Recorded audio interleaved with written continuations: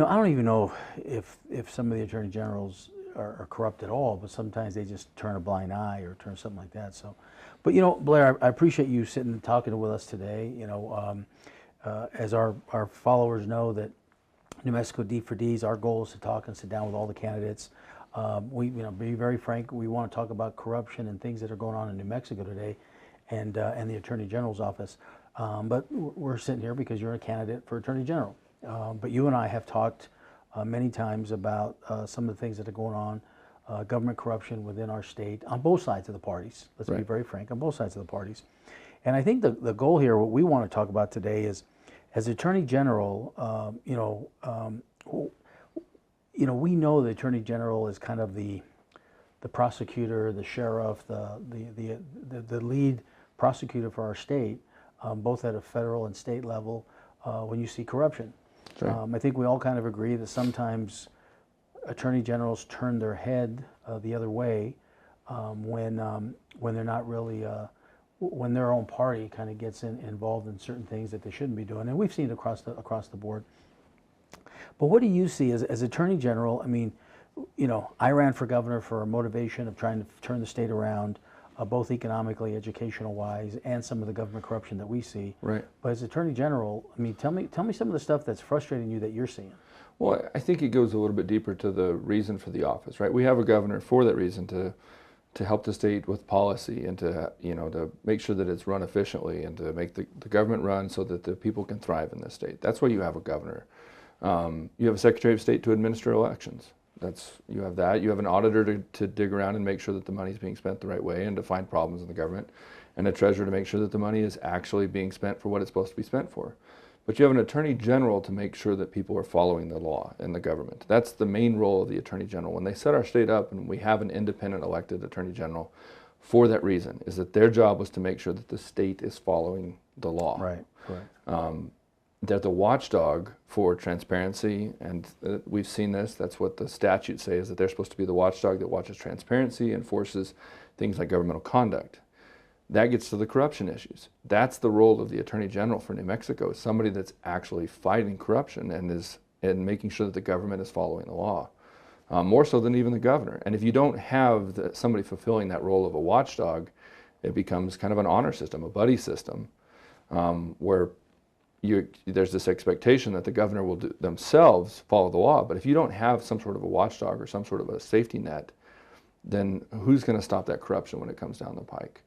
That's what we're seeing right now in New Mexico is unchecked corruption. I mean, we have a state that has unbelievable natural resources, unbelievable human resources, the best climate in the country, the most opportunity of any state in the United States. $24 billion in our investment funds. $24 billion in our investment funds, and yet, and a lot of the reason, we've talked about that, and I'm supportive of investing those here, but part of why you get so much pushback from, we'll call it the conservative side of the aisle, on investing those here in New Mexico, is this concern of, well, who's going to make sure that that's not stolen? I mean, my dad told you that. We were sitting at breakfast, my dad said, well, that's great, but somebody's going to steal it. How are you going to make sure they don't steal it? Right, on the campaign trail, we heard that a lot. It's like, Jeff, you got some great ideas, but we don't trust the, that's what we heard too. We don't trust the execution of it. That's right, and they don't trust that their government won't steal it from them. Right. And that's a legitimate concern in New Mexico, because we have a long history in New Mexico of attorney generals that don't enforce the laws against members of their own party or against other people in the government, or they're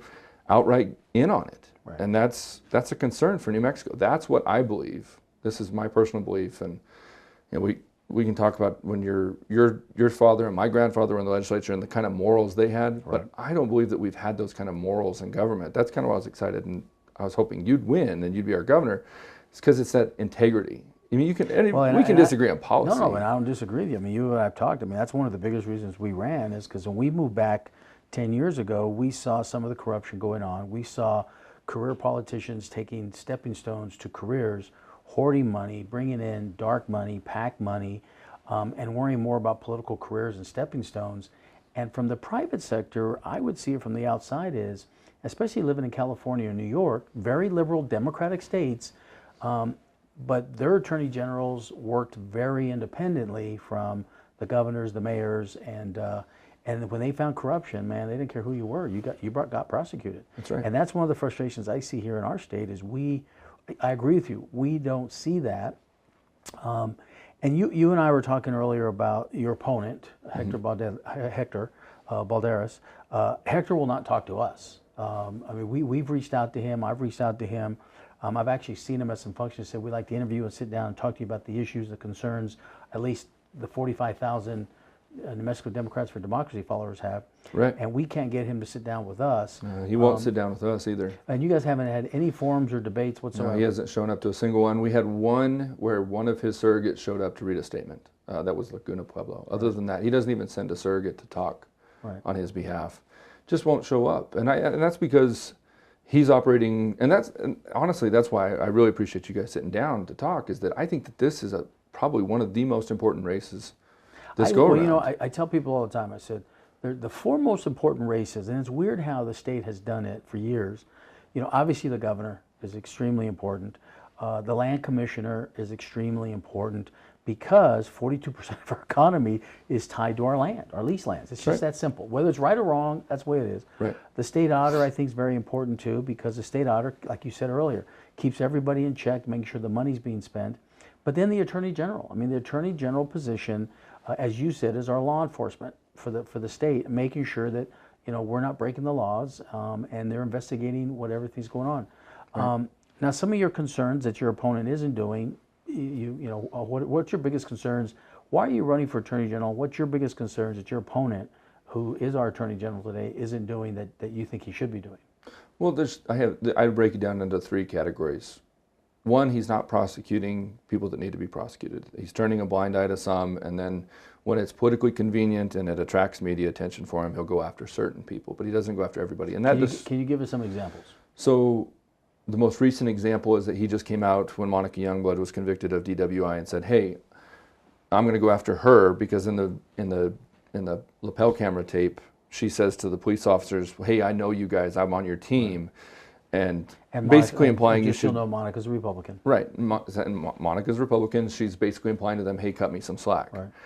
I don't think she should do that. I think that was wrong. Right. But in comparison, you look at what's gone on, what we know about the Delta insurance issue with Michelle and Deb Armstrong, and you look at what went on with Tim Keller and the felonies that I believe were committed during his campaign.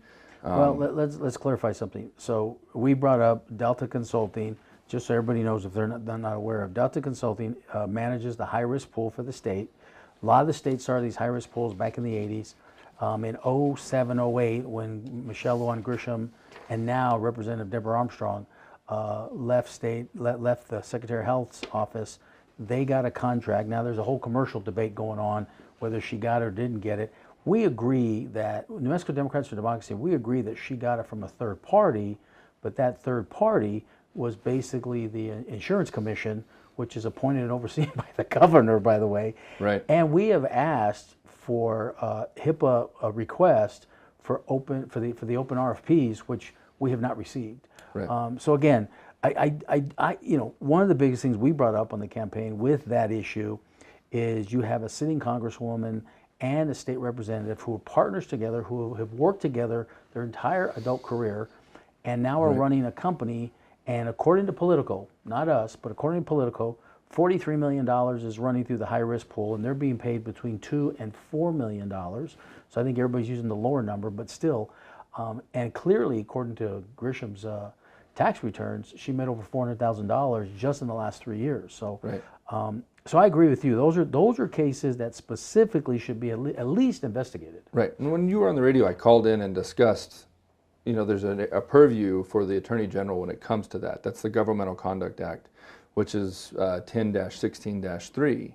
And basically what that says is that you cannot use, no public officer, congresswoman, state legislator, the whole works, they can't use their public office for their own personal gain, which means you can't be voting in a certain way in order to make sure that you get a contractor, that your consulting fee gets paid because that contract with the state stays open and goes on.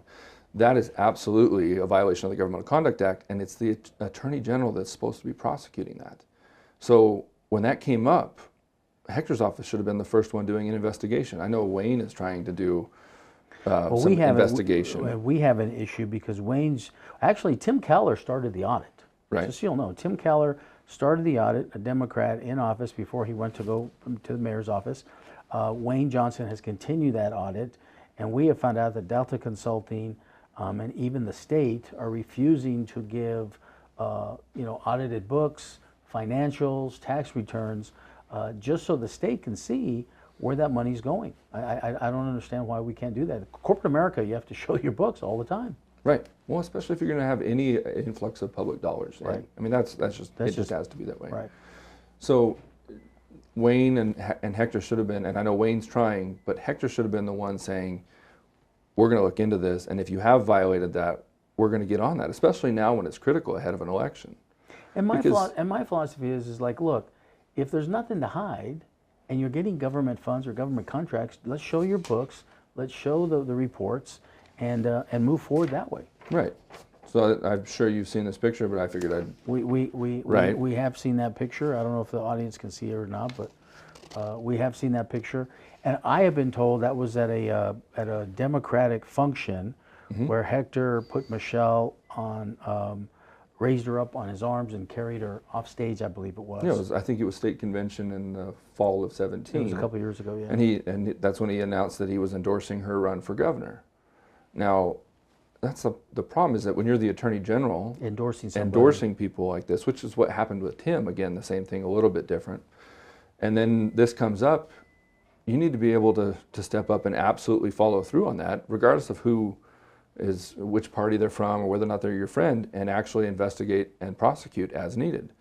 There are other attorney generals that have come out across the country that thought it was very inappropriate for a sitting attorney general to endorse any candidate running for any political office. Well, and he was endorsing judges, right, this primary go-around. Those are judges that his office would be appearing in front of. That in and of itself is a level of corruption it destroys the credibility of our government system. Right. And so one of my big things is, and that's the first category, is this idea of selective prosecutions and helping people out with favors, whether it's now the mayor of Albuquerque or Andrew Romero. Wayne's audit came up and talked about all of the untoward things that she's been doing as far as using public monies and being reimbursed things that she shouldn't. And she's from just so everybody knows, she's now running for state representative, defeated Carl Trujillo, who was a sitting Democratic state representative. She primaried him, and she was a little bit of controversy through her contract with Los Alamos and some, I think, $28,000 of expenses. I think that was the number of expenses that were inappropriate according to state statute and I believe the city and the county of Santa Fe. Correct? Right, and that was turned over when the audit was conducted, and it was pointed out that there were deficiencies in the way she was using the money, or inappropriate ways she was using the money. That was turned over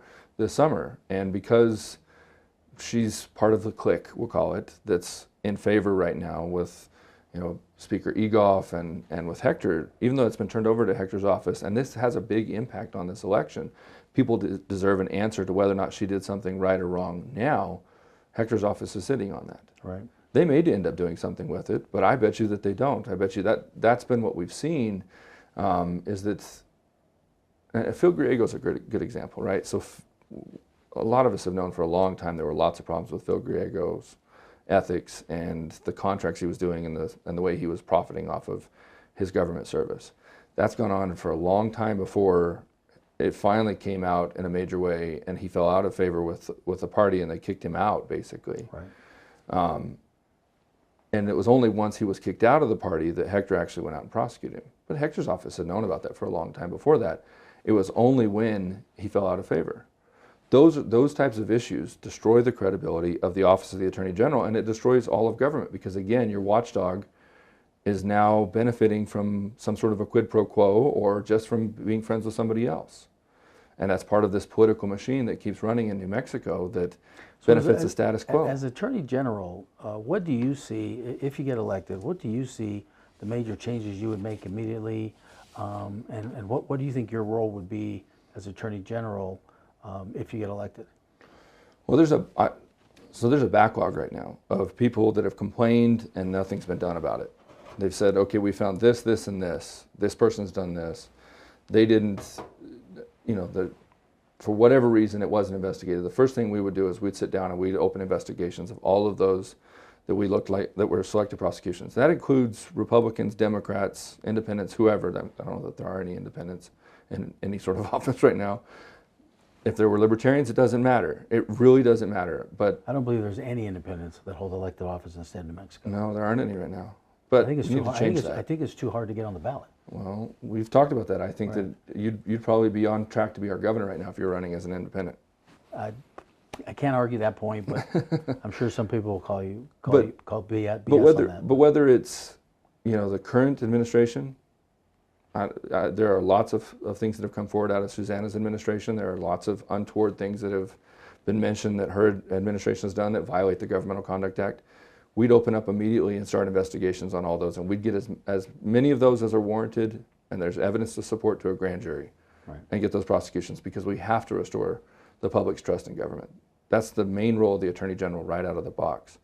You're not going to see that with this current Attorney General, but if I were to be elected, that's absolutely what we would do, is you'd see indictments and prosecutions, and we'd get to the bottom of those right away, regardless of party affiliation and regardless of whether we're friends or not. I really don't care whether or not somebody's my friend. It's whether or not they're following the law. Because if they're not following the law, they're not going to be my friend for very long anyway. Right. So, Well, and I agree with you.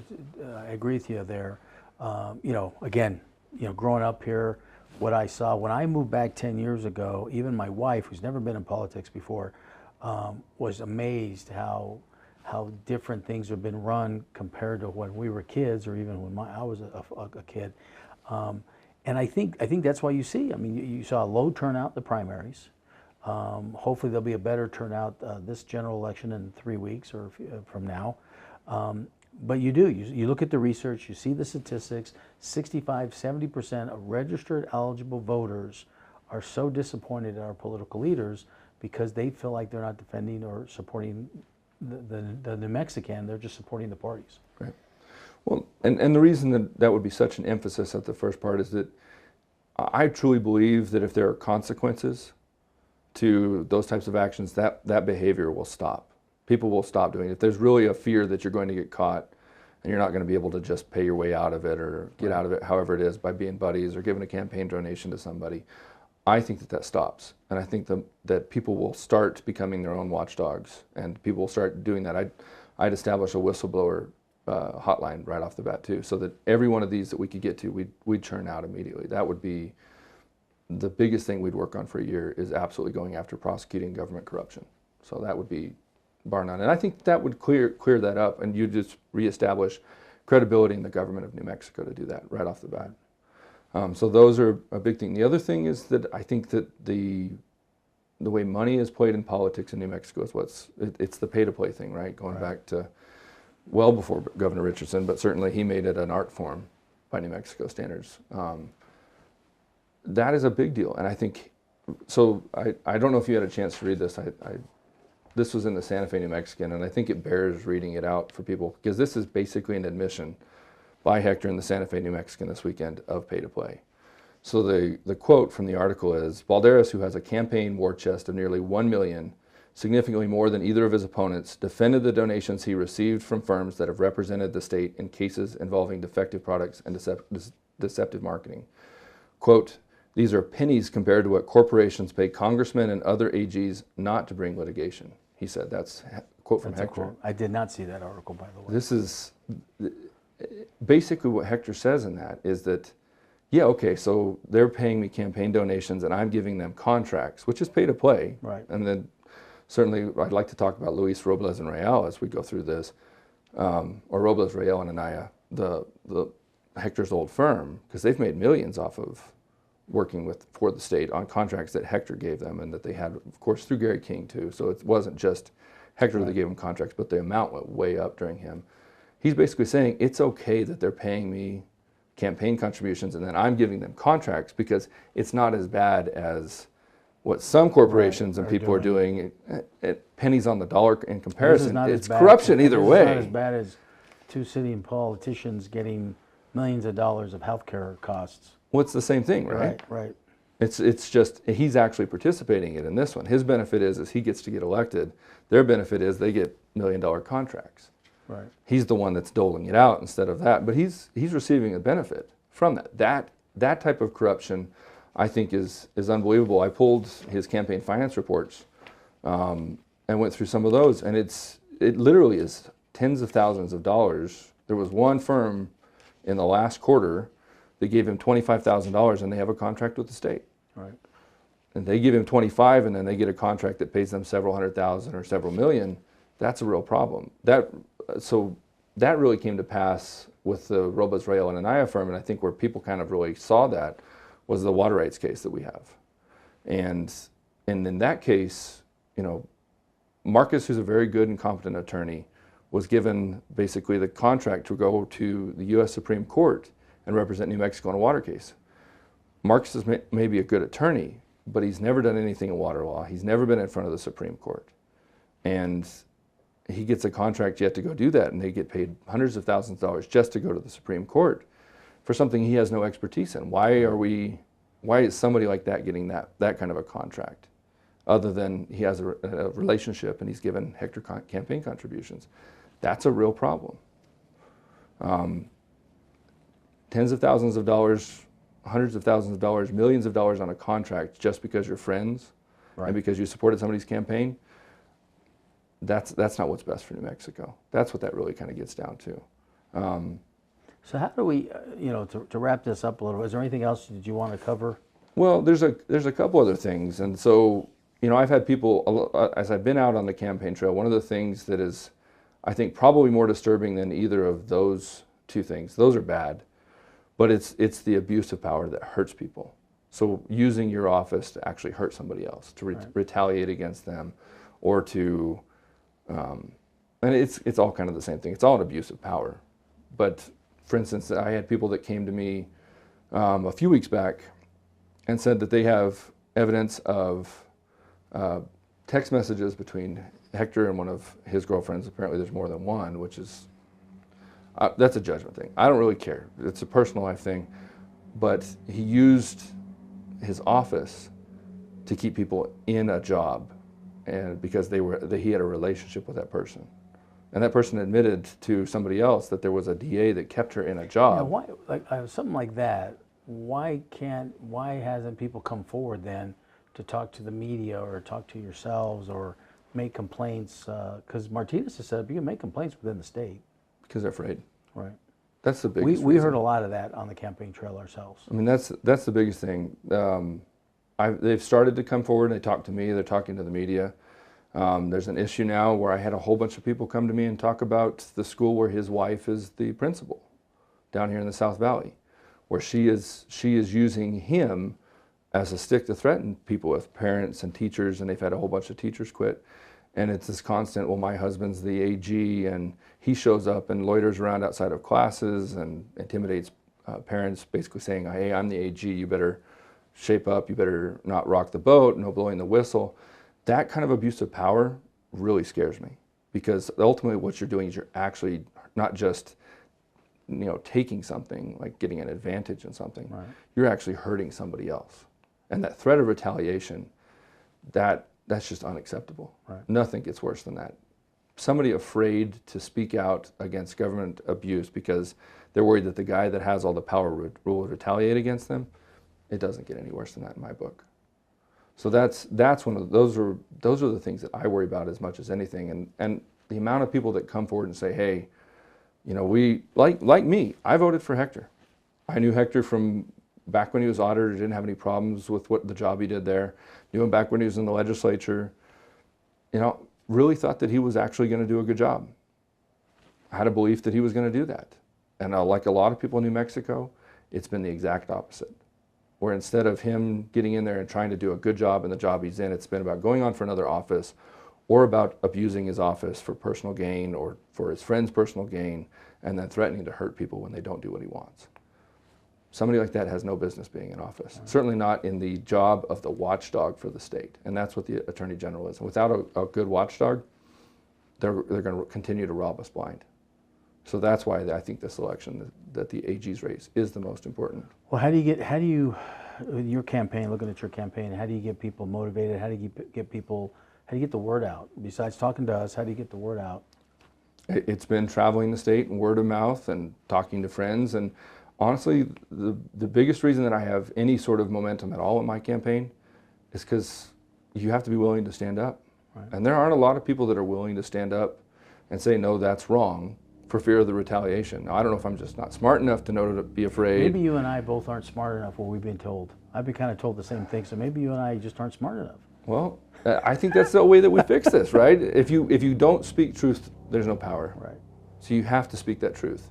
And people that are willing to stand up and speak the truth are rare, especially in New Mexico right now, because a lot of people are rightfully afraid. I know my family, my wife is constantly on my case because she feels like I jump into the line of fire, and I'm loud about it. But I think that's the only way you fix this is you put some sunshine on it. You've got to get the light on it. Your wife and my mother would probably all get along because I think I hear the same thing. But, well, hey, look, I know we're short on time. Is there anything else you want to cover? That's the biggest thing. It's ultimately going to come down to the people in the state are going to they're going to need to change. And if they want the change, they're going to have to go take action. They're going to have to make a change. If you just continue to vote for the same thing over and over, you allow people like Hector to continue to remain in power because you're too afraid to stand up to them or you don't pay enough attention, you get what you deserve. Well, let me make this very clear. I mean, the ballot box is private still. There's no one's checking on ballots. But more than anything else in New Mexico, we got to get out and vote. Whether you're voting for a party or an individual, we're trying to push, let's not worry about the parties and where the parties stand. Let's look at each individual candidate. And that's what we're doing. We're out here talking to each individual candidate, the ones that will talk to us, right? Right. So I appreciate your time. But go ahead. I have one more thing, and that is that people need to stand up and tell their stories too. Voting is important, but being able to have the courage to stand up, to get behind leaders like you and to say, look, we've had enough of this.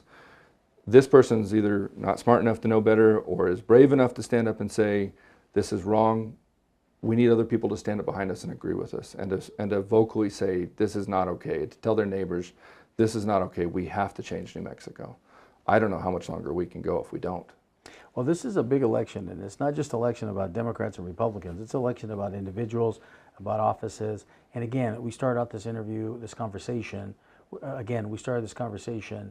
basically talking about the 4 key offices in the state that affect everybody in New Mexico. Clearly is the governor, obviously the attorney general, the land commissioner, and the state auditor. And so those are the 4 races. We're telling our viewers, our followers, to make sure you look at each individual candidate. Just don't run up and down to vote for party lines because you're upset at President Trump. Hell, I'm upset at President Trump. I'm not a fan of President Trump. Same here. But let's focus in on New Mexico, because I try to explain to people that the President of the United States has very little to do with the day-to-day opportunities for New Mexicans. Right. In New Mexico, it's actually the governor, the attorney general, the land commissioner, and the state auditor. State auditor keeps make sure the numbers go to the right place. The attorney general makes sure that everybody's following the law, no one's breaking the law. The governor's the leader to put things together. And then the land commissioner, and we're probably one of those states that the land commissioner is a huge, huge position for our state, because 42% of our economy is basically built on those land leases. So I keep telling people all the time, have to look at that position, because we need someone in that position that knows what they're doing and has strong experience in that. So Absolutely. So, well, thank you so much for your time. Thank you, Jeff. I appreciate it. Good luck to you. We're 3 weeks away. So good luck to you, and hopefully you have a successful election night. Well, maybe we can make some changes. Hope so. Hope so.